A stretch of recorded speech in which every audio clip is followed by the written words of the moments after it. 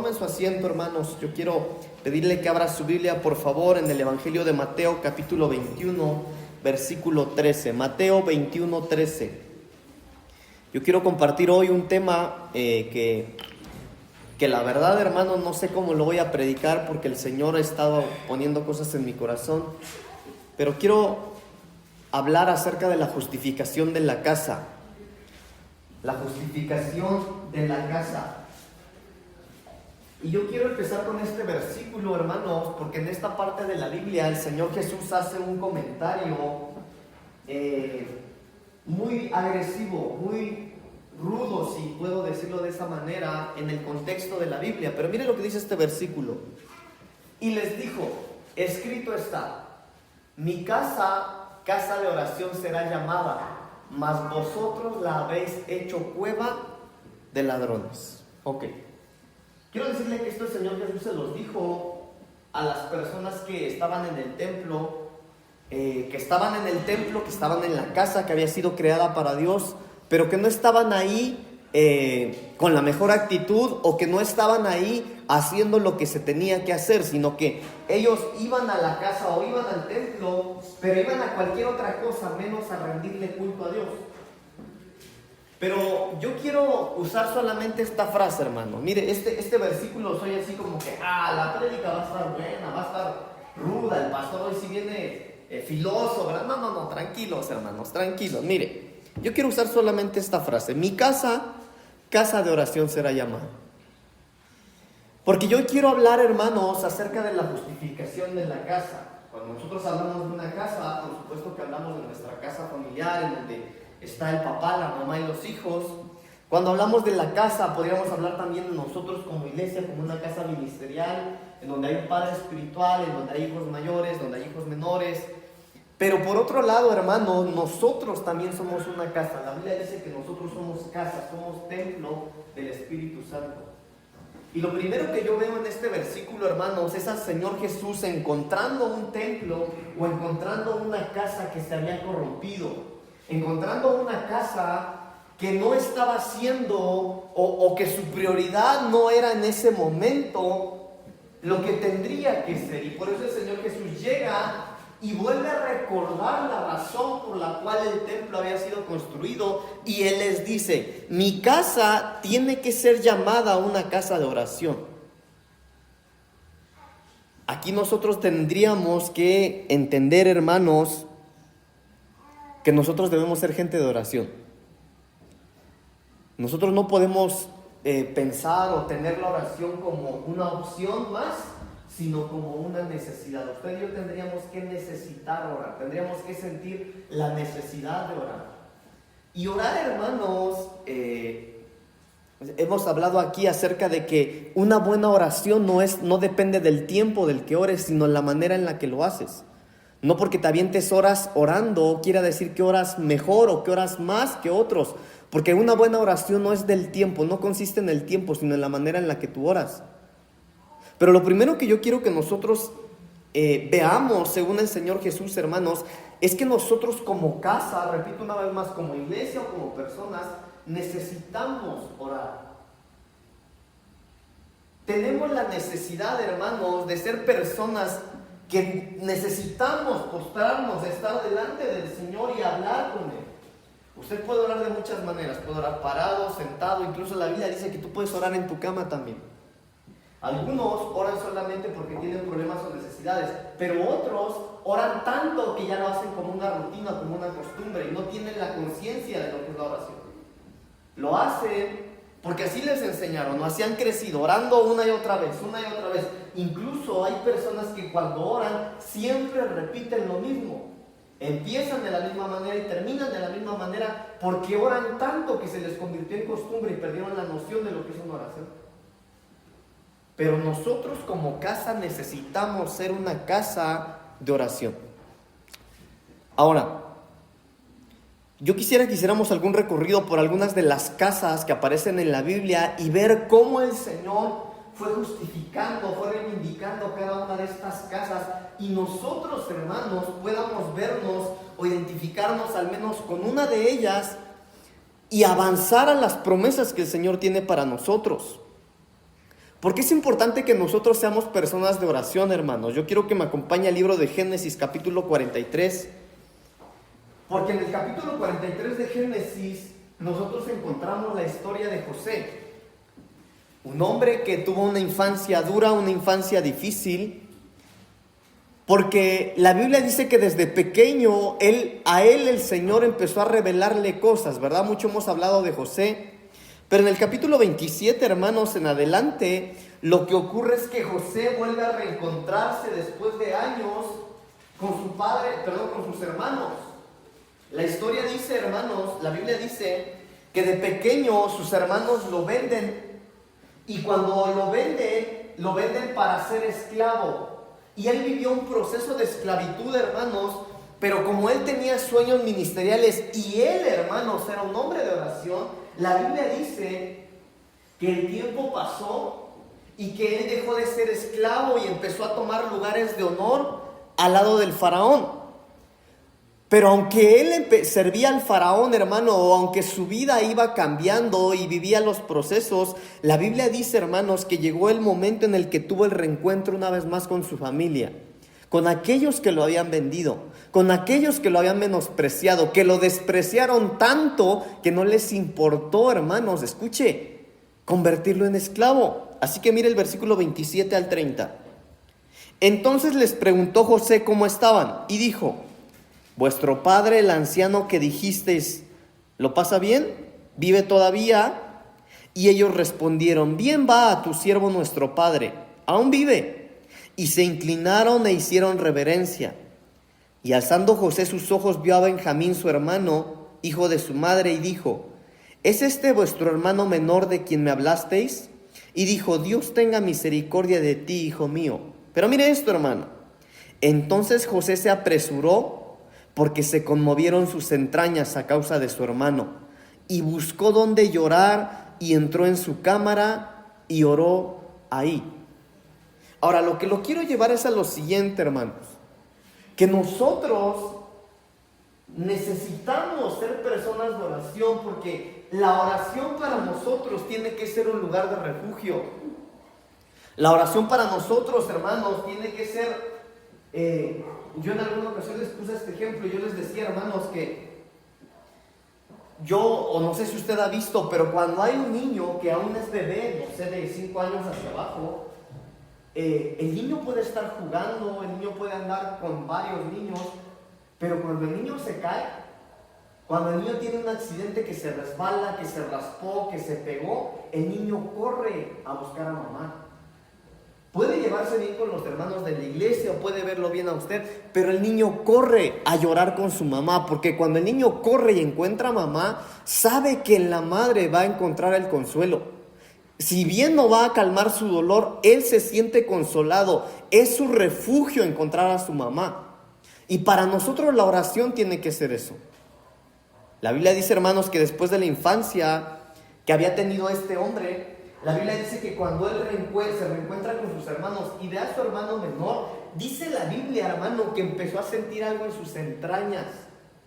Eso es, hermano, que se le movieron los sentimientos, que su alma por dentro se le estaba deshaciendo del sentimiento de volver a ver a su hermano menor. Pero él, hermano, dice la Biblia que buscó un lugar en donde orar, un lugar, hermano, en donde llorar, un lugar en donde quebrarse, un lugar en donde rendirse, hermanos. Y es por eso que nosotros tenemos la necesidad de convertirnos, como Jesús lo dijo, en una casa de oración. El problema de algunos cristianos, hermanos, es que pueden adorar, pueden cantar, pueden predicar, pueden saber, pero no saben orar. En la mañana en la doctrina yo les ponía el ejemplo, creo que fue en la doctrina, les ponía el ejemplo, veíamos el ejemplo de este hombre que lo asaltaron en el camino, dice la Biblia, y que pasó un sacerdote, lo vio y siguió de largo. Después pasó un levita, también lo vio y siguió de largo. Pero después pasó uno, que no era ni sacerdote ni levita en la alabanza. No, era un cualquiera. Pero la Biblia dice que él fue movido a misericordia. Y de repente, hermano, nosotros podríamos ser como ese sacerdote o como ese levita. gente que sabe adorar, gente que sabe cantar, como el sacerdote que tiene doctrina, como aquel que sabe Biblia, como aquel que le gusta escuchar predicaciones, pero que no le gusta orar, que no tiene un lugar de refugio, que no tiene un lugar donde llorar. Tal vez lloras con tus hermanos, o lloras con tu papá, o con tu mamá, o con tus pastores, pero no vas a llorar con Dios. Y nosotros necesitamos convertirnos en una casa de oración. Un lugar, hermano, a donde podamos ir, o un momento preciso en donde podamos acercarnos a Dios, en donde nuestras emociones salgan a flote, en donde no hay consejo mejor, hermano, que correr al Señor. Ahora, quiero que veamos algunas de estas casas, de las cosas que podrían ocurrir. Jeremías capítulo 37, versículo 15, tiene algo interesante. Jeremías capítulo 37, versículo 15. La casa del escriba. Dice la palabra del Señor: y los príncipes se airaron contra Jeremías, y le azotaron y le pusieron en prisión en la casa del escriba Jonatán, porque la habían convertido en cárcel. Ahora mire esto que es interesante. La casa de un escriba que se llamaba Jonatán, o Jonatán, no sé cómo se llamaba.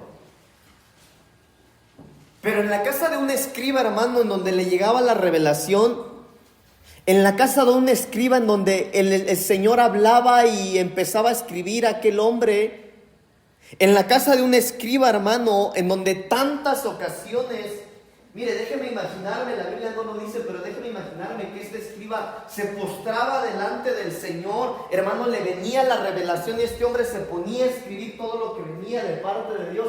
En esa misma casa, o esa misma casa, hermano, dejó de convertirse en un lugar de revelación para convertirse en una prisión, en donde ahora el profeta lo llevaron y lo tenían preso. Una casa que había estado llena de la gloria del Señor, una casa que el Señor usaba para que hubiera abundante revelación. Hoy, ese día, esa casa era una prisión, era una cárcel. Y algunas de las casas de ustedes están así. Algunos vienen al culto, disfrutan de estar aquí, pero cuando tienen que ir a casa no quisieran llegar, porque saben que al llegar van a empezar los gritos, porque saben que al llegar, hermano, van a llegar a esclavizarse otra vez en el trabajo, porque saben que al regresar a casa, hermano, mire, usted está bien feliz aquí, gozoso, disfrutando de la presencia, alabando al Señor, pero ¿sabe lo que le espera en casa? Que son los gritos del esposo, tal vez. Y podría ser, hermano, que así como la casa del escriba dejó de ser una casa llena de revelación, de presencia del Señor, en donde Dios hablaba, en donde el escriba, mire, yo me imagino que anhelaba sentarse a escribir lo que el Señor le daba, ahora se había convertido en una casa en donde el profeta estaba siendo esclavo. Ahora, en esta casa del escriba, hermanos, encarcelaron a Jeremías, pero a veces algunos podrían estar encarcelados. Iba a decir por puro gusto, pero no, hermano, yo creo que a nadie le gusta estar encarcelado. Yo creo que a veces por ser seducidos por lo malo. Porque cuando uno peca, hermano, a uno le duele pecar, a uno le duele fallarle al Señor. El problema es, hermano, que cuando tú alimentas tu pecado, que cuando tú alimentas tu falta de servicio, de repente algunos tienen que servir y no sirvieron. O sirven mal, pero continúan haciéndolo de esa manera. Y hermano, cuando tú continúas sirviendo de una mala manera, o en tu desánimo, o en tu angustia, cuando menos cuenta te des, vas a acabar encarcelado. Algunos tal vez están sirviendo así. Sirven porque tienen que hacerlo, pero no porque anhelen servirle al Señor. Algunos están sirviendo hoy o sirvieron hoy solamente porque tienen que hacerlo, porque les toca servir. Pero ya no está el fuego en tu corazón. Ya no disfrutas, ya no hay gratitud en tu corazón porque Dios a ti te dio el privilegio de servirle en esta casa. Tal vez tu casa dejó de ser una casa de revelación. Y ahora tu casa, ahora tú como casa eres una cárcel, en donde vives prisionero, en donde ya no puedes adorar con libertad, en donde aún lo anhelas. ¿Cómo me encantaría levantar mis manos, sentir la presencia de Dios? Sí, pero no puedo. ¿Por qué no puedo? Por los problemas que tengo, por lo que se ha metido en casa, por la angustia que me está rodeando, porque parece que las decisiones que tomé no fueron buenas, o porque aún sabiendo que las decisiones que voy a tomar son malas, no tengo la capacidad de retractarme y lo voy a hacer. Y así como en la casa del escriba, algunos podrían estar en una casa o podrían ser una prisión cuando Dios a ti te llamó para vivir en libertad. En el libro de Josué capítulo 6 hay una casa más.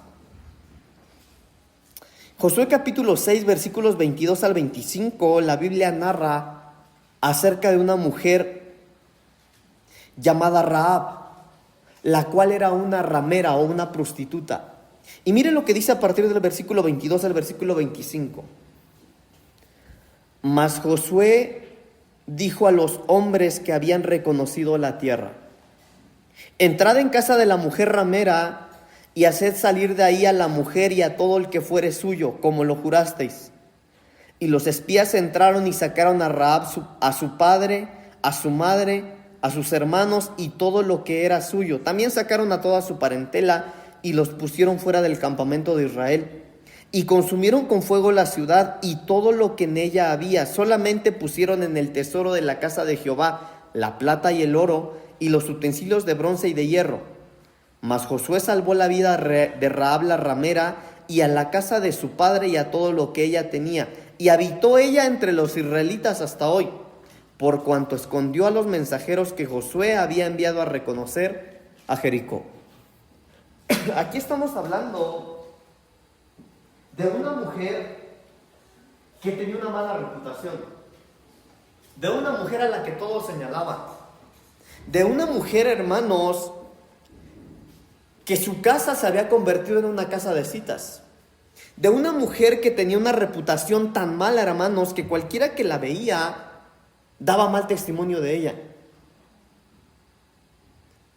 Pero la Biblia dice que cuando llegaron los espías enviados por Moisés, esta mujer les hizo un favor. Que esta mujer, aunque tenía mala reputación, que aunque esta mujer hacía lo malo, ella le hizo un favor a los siervos de Dios y los ocultó para que no los mataran. Y la Biblia dice, hermanos, que cuando Josué fue con toda la gente ahí para acabar con esas ciudades donde ella habitaba, la Biblia dice que había una promesa sobre esa mujer, y la promesa sobre esa mujer que le hicieron los espías fue: tú vas a ser libre, te vamos a ayudar cuando tú lo necesites. Y la Biblia dice, hermanos, como lo acabamos de leer, que Dios reivindicó su casa.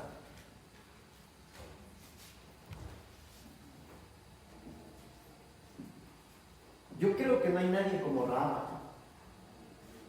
Estoy seguro que no es así. Pero en algo podríamos parecernos a ella, en que tal vez algunos tenemos una mala reputación, en que algunos de nosotros nuestro pasado nos podría acusar, y cuando nos ven nos dicen: mira, ahí va esa hipócrita, y hasta va a la iglesia,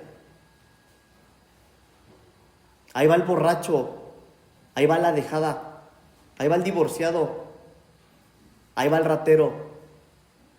Y tal vez nuestra reputación, hermanos, ante los hombres podría ser mala,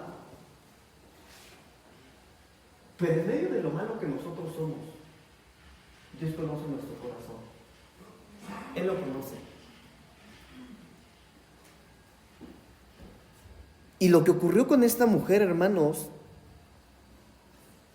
es que Dios no solamente reivindicó su casa, ni a su papá, ni a toda su familia, como lo dice la Biblia,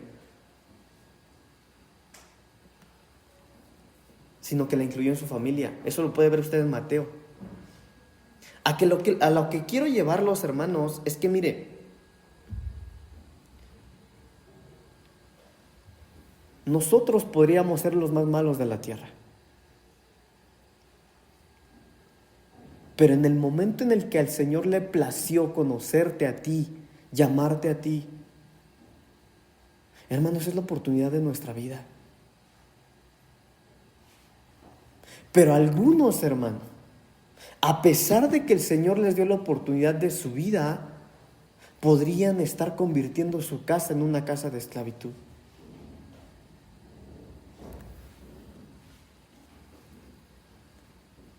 El propósito de Dios, hermanos, cada día es cambiarnos. Por eso estamos en la tierra, por eso no nos hemos ido.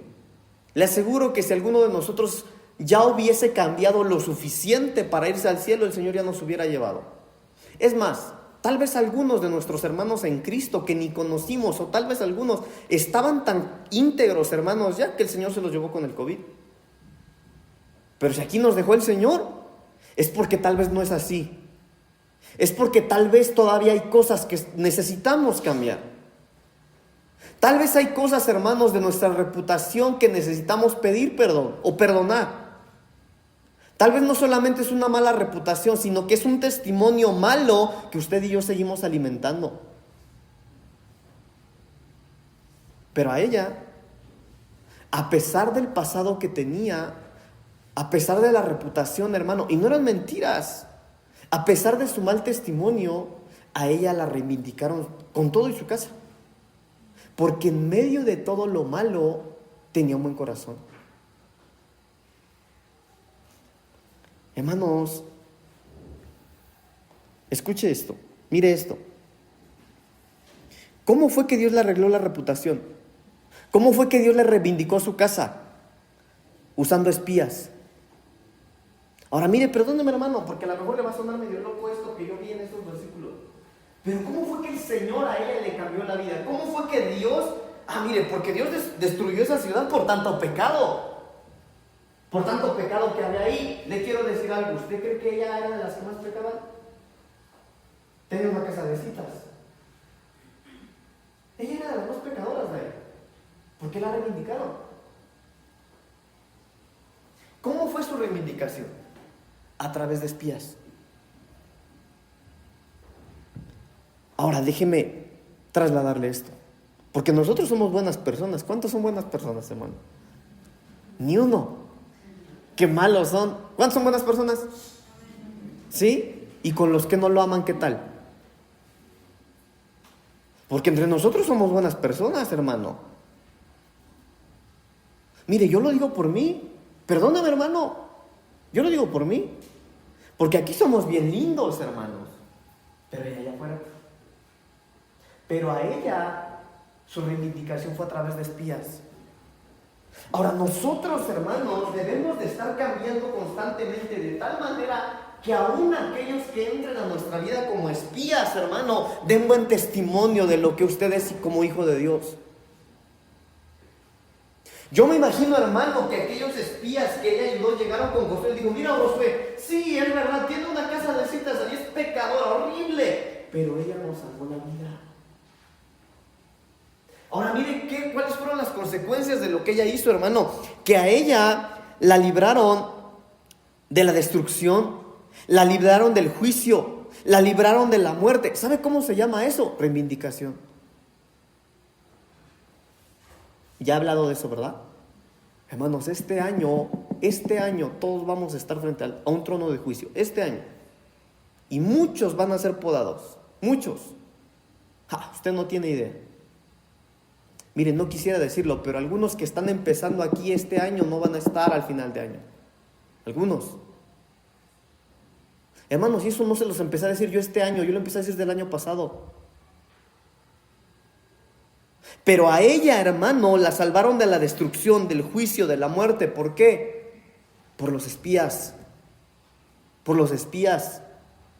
Hermano, este año, yo les decía, este año hasta los detalles cuentan. Déjenme avanzar. Jueces capítulo 6, versículo 8. Jueces capítulo 6, versículo 8, hermanos. Ahí lo que nosotros vamos a encontrar es la casa de servidumbre. Jueces capítulo 6, versículo 8. Jehová envió a los hijos de Israel un varón profeta, el cual les dijo: así ha dicho Jehová, Dios de Israel: yo os hice salir de Egipto y os saqué de la casa de servidumbre. Hasta ahí. ¿A quién le estaba diciendo esto el profeta, hermanos, a los que Dios había sacado de la esclavitud. Pero ¿saben por qué se los estaba diciendo? Porque ellos mismos se habían hecho esclavos otra vez. Ahora mire, la casa de servidumbre. Hay gente, hermanos, que puede estar en el pueblo de Dios y sigue siendo esclavo. Algunos, el Señor les quitó el yugo de esclavitud de un vicio, pero ¿sabe de qué se hicieron esclavos? Del trabajo. Algunos, el Señor les quitó el yugo de esclavitud del trabajo, ¿y sabe de qué se hicieron esclavos? Del internet. Y aunque el Señor los llamó a libertad, hermano, por eso es que este profeta les estaba diciendo, les seguía diciendo, yo los hice salir, yo los saqué de Egipto. Yo los saqué de la casa de servidumbre. ¿Por qué se quieren volver a ser esclavos? Ahora, esto, hermanos, es que nosotros debemos de ser cuidadosos. Mire, si el Señor me permite llegar ahorita a un punto, va a entender por qué le estoy dando todos estos puntos. Pero algunos hermanos no es que tengan tantas cargas en la vida, sino que solitos se las ponen. Algunos de ustedes andan preocupados por otros hermanos y no se preocupan por ustedes mismos. Algunos hermanos están preocupados por las cosas del otro, pero no están preocupados por ustedes. Miren, algunos hermanos están preocupados y lo que los mata, lo que les quita la paz, es la vida de sus hijos. Pero al hijo no le interesa morirse por lo que hace. Usted se está muriendo por culpa de sus hijos. Pastor, pero es que es mi hijo. Hermano, yo lo sé. Hermana, yo lo sé. Pero entonces, ¿dónde quedan sus oraciones por sus hijos? El problema de muchos es que estando dentro de la casa del Señor, en donde el Señor les ha traído libertad, solitos se están metiendo una vez más a la casa de servidumbre.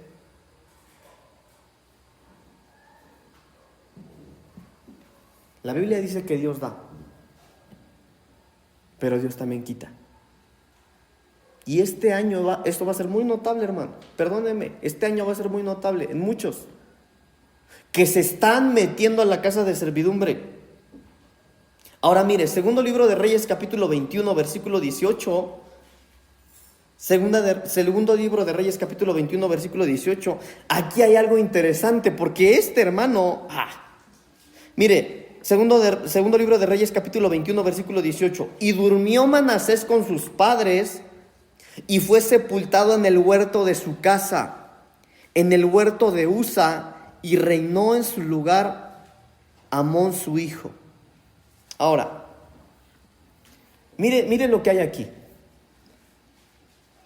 Desde el principio, hermano, lo que nosotros vemos es que Dios quiso trabajar en la tierra con el ser humano a través de la familia. ¿Está de acuerdo conmigo? La Biblia dice que cuando Dios hizo a Adán y a Eva, los puso en un huerto, los puso en un jardín, en donde ellos, hermanos, en el jardín, la vida que ellos llevarían en el jardín, hermano, era una vida de felicidad, una vida de abundancia, de alegría.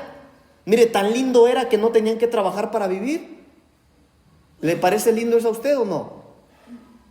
¿Les gusta trabajar? ¿Sí? ¿Cuántos les gusta trabajar, hermanos? ¿Orar por ustedes? ¿Todos? No, pero mire, perdóneme, hermano, que estoy yo jugando aquí. Me voy a poner serio, pues. Ay, hermano. Mire, en el huerto del Edén, Dios puso a Adán y Eva. El huerto del Edén, un jardín maravilloso, hermoso, en donde iba a haber provisión, en donde no tenían que trabajar para vivir, en donde había, hermano, óigame, si usted que de repente les gustan las plantitas, hermanas o hermanos, hace jardines bonitos. ¿Cómo se imaginan ustedes el jardín que hizo el Señor para el ser humano? Hermoso. ¿Qué frutas habría ahí, hermanos? ¿Qué árboles? ¿Qué flores, hermanos? ¿Qué olor? Entonces, hermano, lo que yo veo ahí es que el Señor puso una familia en el jardín. Síganme pues.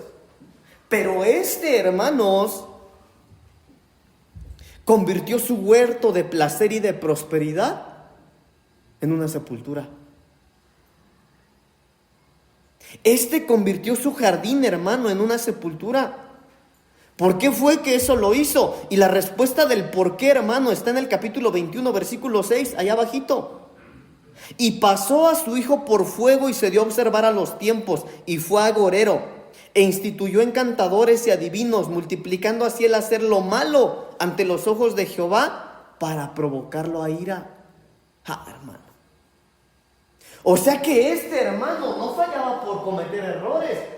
Sabía que a Dios le molestaba lo que iba a hacer y lo hacía.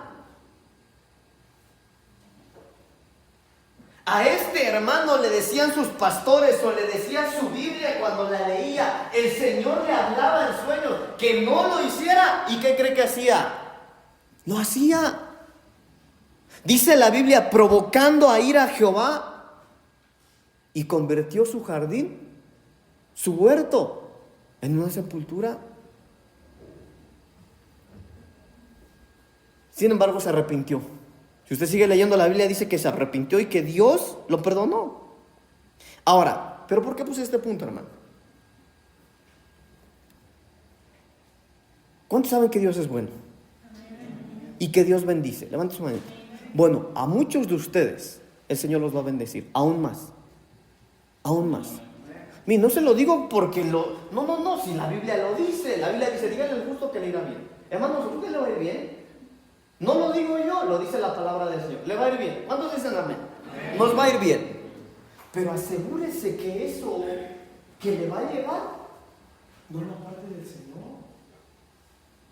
No convierta, hermano, su jardín de abundancia, de bendición en una sepultura. Algunos, hermanos, cuando los negocios les crecen, les secuestran al hijo. ¿Qué tal? Algunos, cuando el negocio les crece, hermano, se meten a robar y se llevan todo. Algunos, cuando el Señor los empieza a bendecir, hermano, miren, hacen un montón de cosas menos lo agradable al Señor y convierten su jardín en una sepultura. Dejemos lo material, lo espiritual. Algunos el Señor los va a usar porque vimos en la palabra, hermano, que la reivindicación, algunos son promovidos a otras estaturas espirituales. Qué lindo, hermano, pero que cuando el Señor te use sea para su gloria. Sí, hermanos, el Señor tiene un plan, claro que el Señor tiene un plan, pero el plan que tiene es para gloria de Él, no para la tuya. ¿Ya vio que estoy bien quemadito? Estoy oscuro, hermano. Mire, yo les decía en la mañana, déjenme pongo porque luego no voy a ser. En la mañana yo les decía a los hermanos de doctrina que yo platicaba con mi esposa. Yo pura revelación le decía a mi esposa. Yo le decía, mira mi amor, qué bueno que no soy fariseo, le dije. Porque el Señor Jesús a los fariseos les decía sepulcros blanqueados. Pero yo le dije a mi esposa en la mañana, si yo fuera fariseo, no lo soy, pero si yo fuera fariseo, el Señor me diría sepulcro prieto, me diría. Pero no lo soy. Pero le voy a decir por qué estoy así de quemado. Ahí me va. Porque yo estoy tomando las promesas de Dios. Porque yo estoy tomando las promesas de Dios. A mí el Señor me prometió algo y me lo está cumpliendo. Pero hay que tener coraje para tomar las promesas que Dios nos da. Y por eso mando quemando en el sol. ¿Cómo? El problema de algunos hermanos es que el Señor nos ha hablado y nos ha dado promesas, pero no tenemos el coraje para hacer lo necesario de tomar lo que Dios dijo que es tuyo.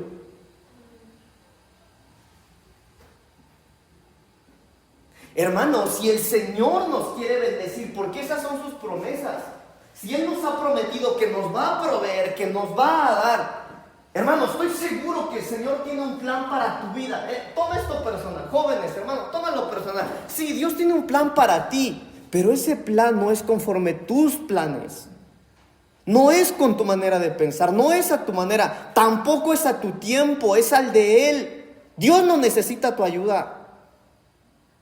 Y si tú metes tus manos en el tiempo del Señor, en la manera en la que el Señor te lo quiera dar, podrías convertir tu jardín en un campo de sepultura.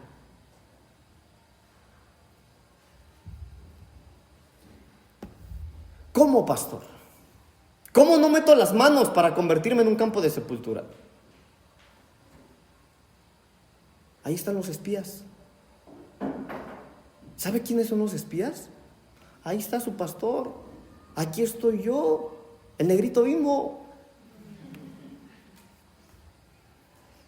El problema es, hermanos, que cuando el Señor nos bendice, nos olvidamos o ponemos más, hermano, nuestro corazón en la bendición que aquel de quien proviene la bendición. Entonces, hermano, que cuando el Señor te bendiga, porque el Señor te va a bendecir, que cuando el Señor te bendiga, no pierdas de vista al Señor. Que eso, hermano, no se te suba a la cabeza. Yo les he mencionado esta frase en distintas ocasiones. No hay nada más terrible. Escuche, no hay nada más terrible que ser exitoso en lo que Dios no te llamó. Es terrible. Una más. Jueces capítulo 16, versículo 21. Jueces 16, 21. En esta parte de la Biblia, hermanos, nosotros vamos a encontrar a uno que estaba en una casa moliendo. Jueces 16, 21. Mas los filisteos le echaron mano y le sacaron los ojos y le llevaron a Gaza y le atoraron con cadenas para que moliese en la cárcel. ¡Ja! Uy, hermanos. Sansón. La Biblia dice que Sansón, hermano, venía predestinado a ser juez sobre el pueblo de Dios. La Biblia dice, hermano, que Sansón fue uno por el cual sus padres oraron. Su mamá lo deseaba, lo oraba, lo predestinó con sus oraciones. ¿Pero qué creen, hermano? Jóvenes, ¿cuántos jóvenes hay aquí? Bueno, él en su juventud le gustaba andar en el yugo desigual. Le gustaban las filisteas. Y acabó en una casa moliendo. Oiga, el libertador, aquel que Dios dijo que iba a ser el libertador, acabó como esclavo. Aquel hermano que andaba de ojo alegre con una y con otra muchacha filistea, acabó ciego. Y la Biblia dice, hermano, que acabó así, mire, así acabó este hombre, en una casa donde le sacaron los ojos, ya no veía, estaba ciego. Usted mismo, dele un ángulo espiritual, usted, porque si yo lo digo va a sonar bien feo. Ya no veía, estaba ciego.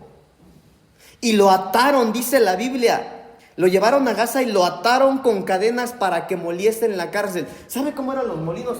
Se lo expliqué un día, hermano, lo amarraron y él caminaba en círculos, mire, así molía. Yo no sé si usted ha visto, hermano, pero eso lo hacen con las vacas o los bueyes. Los amarran de aquí, de la nariz, y ahí van, ahí van. Y mientras ellos giran, hermanos, ellos están moliendo, están haciendo fuerza para un motor. Así acabó Sansón. En la casa del molino. Sansón nunca pudo formar una casa o una familia. ¿Sabe por qué? Porque le gustaba andar en yugo desigual. Ahora, el yugo desigual no solamente es para los que no están casados. El yugo desigual es para todos aquellos que andan metidos en cosas que no tienen nada que ver con Dios. Porque no cree usted que es una pedrada para los jóvenes, ¿eh? No. Hay cosas que no le son agradables a Dios en donde tú no tendrías nada que ver. Trabajos donde no podrías trabajar. Cosas que no tendrías que hacer. Amigos que no tendrían que ser tus amigos. Cosas que no tendrías que ver, cosas que no tendrías que escuchar, y de esa manera te estás metiendo, te estás poniendo un yugo desigual. Y podrías terminar en una casa moliendo, en donde no vas a avanzar, solamente vas a dar en círculos. Ok, mire, déjeme preguntarle esto pues. ¿Cuántos, hermanos? No me vayan a levantar la mano, pero yo sé que hay varios. ¿Cuántos hoy en este lugar dicen, bueno, pues es que pastor, la verdad yo estoy buscando a Dios con todas mis fuerzas, pero aunque yo me esfuerzo, siento que no avanzo? Sí, estás en el molino. Te estás esforzando, pero por más que te esfuerzas, tú te das cuenta que no estás avanzando, que no estás creciendo. ¿Sabes por qué? Porque andas en yugo desigual. Hermano, perdóneme, pero soy su pastor. Y yo sé por qué un pastor conoce la condición de sus ovejas. Pero algunos hermanos, yo sé que se andan esforzando, sí se privan de pecar, se aguantan de pecar y se esfuerzan a la iglesia, se esfuerzan esto, se esfuerzan al otro. Pues, Señor, pastor, mira, yo me esfuerzo, pastor, pero siento que no avanzo, siento que no pasa nada, no puedo ver la mano de Dios. Lo que pasa es que te estás esforzando, pero estás en el molino. Por andar coqueteando con las cosas que no le son agradables a Dios. ¿O no?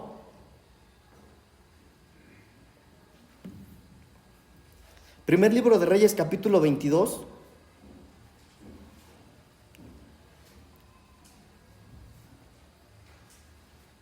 Del versículo 15 en adelante, hermano, con esto voy a terminar.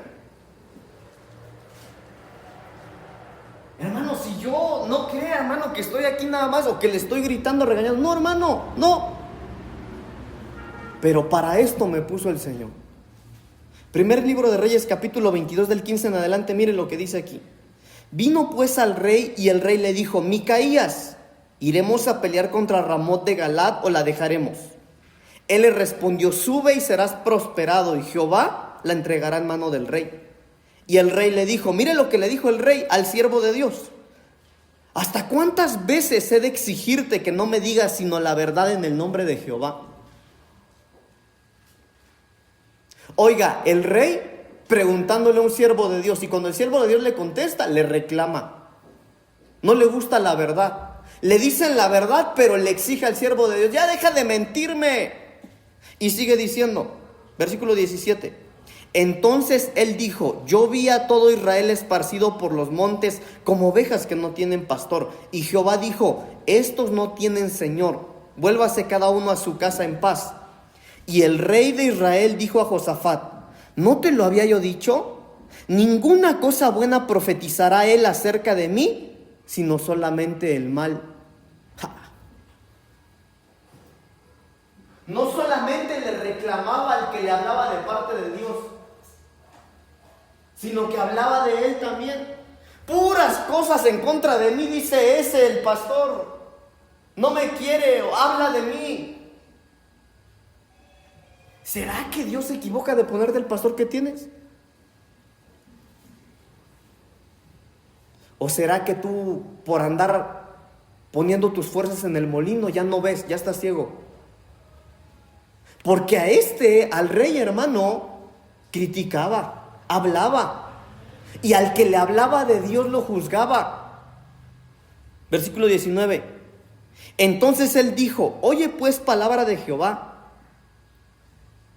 Yo vi a Jehová sentado en su trono, y todo el ejército de los cielos estaba junto a él, a su derecha y a su izquierda. Y Jehová dijo: ¿quién inducirá a Acab para que suba y caiga en Ramot de Galad?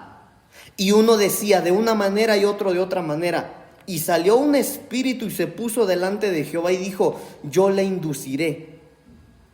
Ahora, mire, hermano, versículo 22. Él dijo: yo saldré y seré espíritu de mentira en boca de todos sus profetas. Déjeme hablarle del contexto, se lo voy a parafrasear. La Biblia dice, estamos hablando del rey Acab.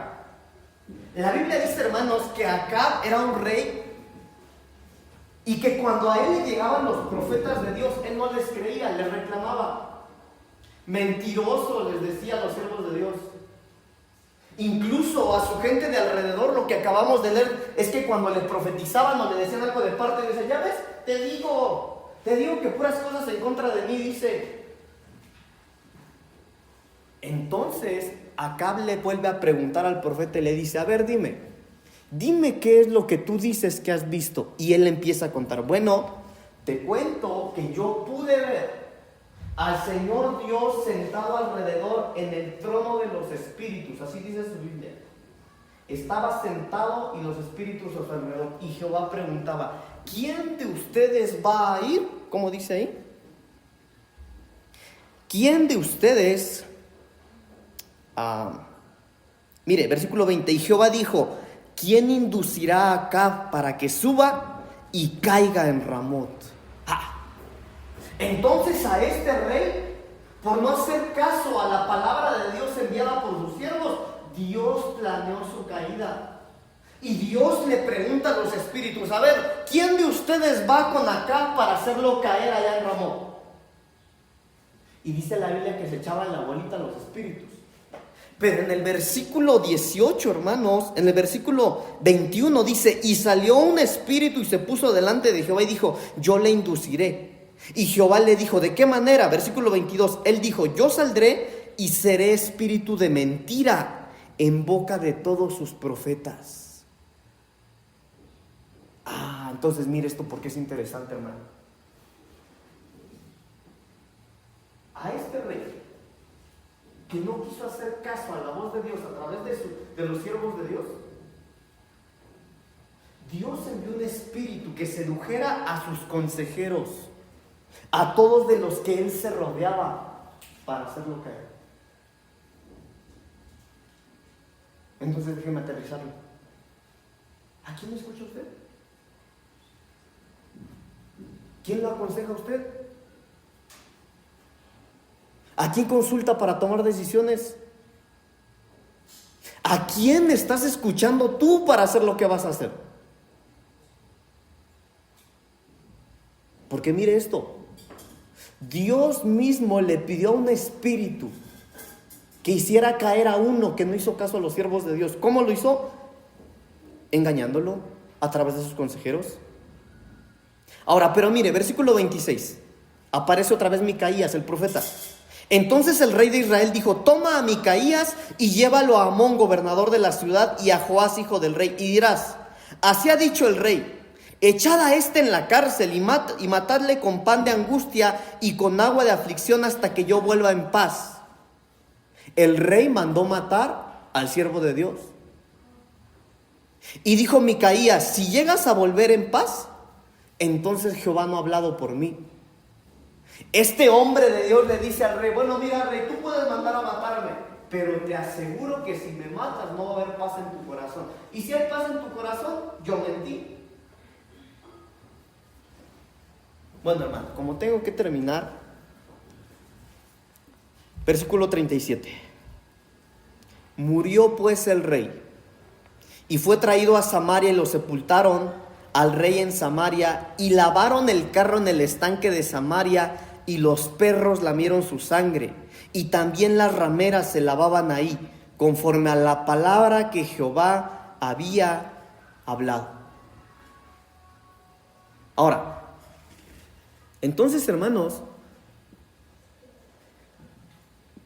por eso es que nosotros en la casa necesitamos a alguien que nos diga lo que necesitamos escuchar.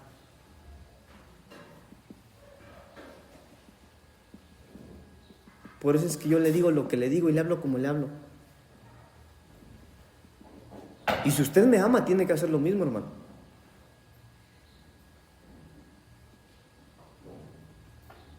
Porque quien no te ama no te dice tus verdades. Quien no te ama te va a aplaudir tus errores. Quien no te ama puede ver tu destrucción adelante de donde vas y no te va a decir nada. Pero para que haya justificación en una casa, hermano, necesitamos amarnos.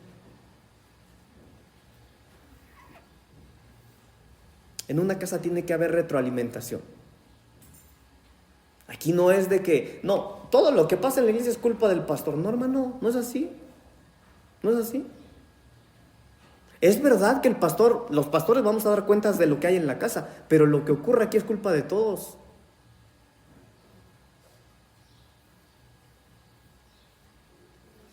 Segundo libro de Samuel, capítulo 6, versículo 10 y 11. Con esto voy a terminar.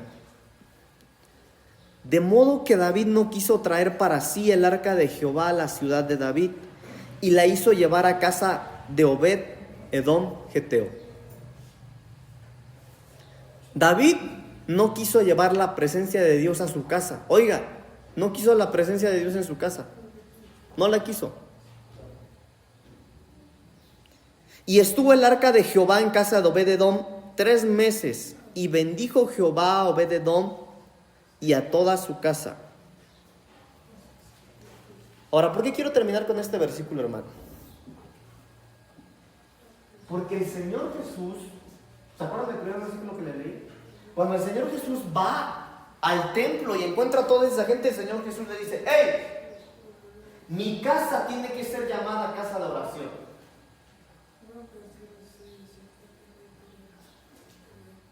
En este tiempo hay muchos que en su casa no quieren la presencia de Dios. Quieren religión. Sí, tienen música cristiana, leen la Biblia, pero no la presencia.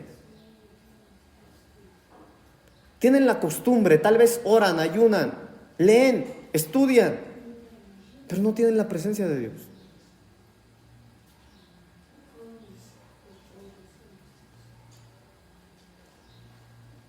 Y esto es triste, hermanos, porque solamente la presencia de Dios en nuestra casa va a traer bendición. No otra cosa, no otra cosa. No es si tú trabajas más, no es si tú te cambias de empleo, no es si inviertes, no, es la presencia de Dios. Pero David la rechazó. Pero cuando el rey la rechazó, otro la recibió en casa y le cambiaron la vida. ¿Quién quiere ser tú? Ahora, porque esto no es de decir yo, pastor, yo como Obed-Edom, yo le entro. No es así. Esto es más de acción. ¿Quién quiere ser tu hermano? ¿Qué hay que hacer? Hay que orar. Hay que buscar a Dios. Hay que abrir las puertas del cielo. Hay que cambiar de prioridades.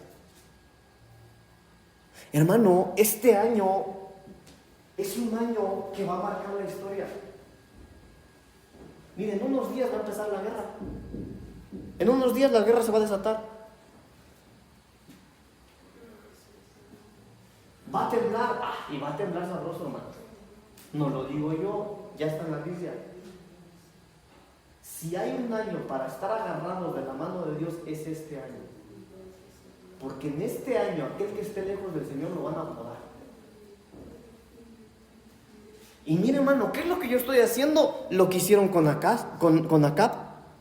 Yo le estoy diciendo lo que la palabra del Señor dice. No podemos tener una actitud de indiferencia. O cuando vengan las cosas, no podemos decirle: ay, Señor, ¿por qué no me dijiste? No, sépalo. Sepa lo que yo le estoy diciendo. Vienen días difíciles. Se lo dije desde que empezó el año. Hermanos, este año va a ser un año bien peleado. Ya es un año bien peleado. ¿Por qué cree que usted su condición espiritual está así? ¿A poco no le está costando más este año? ¿A poco no están pecando más? ¿A poco ya ni a la iglesia quieren venir? ¡Claro! Y yo no se los dije, hermano. Yo se los dije. Para eso el Señor me puso en este lugar. Pero hoy podemos tomar la actitud de Obed-Edom. Puede ser el mismo rey quien rechace la presencia, pero yo no. Yo lo voy a tomar.